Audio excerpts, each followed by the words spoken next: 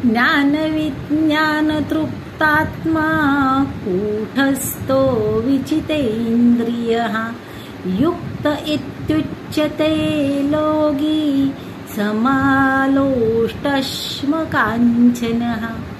ज्याचे अंतःकरण तृप्त ज्ञानाने झालेले आहे, परिपूर्ण ज्ञान घेतलेले आहे आणि त्यामुळे त्याला सर्व काही म्हणजे सोनं असेल, माती असेल, दगड असेल, हे सर्व गोष्टी समान वाटत आहे.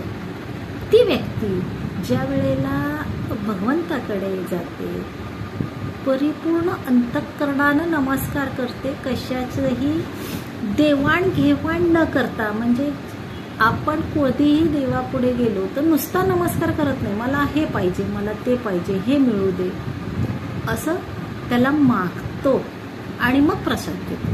मग तिथं काहीतरी 5 रुपये ठेवतो.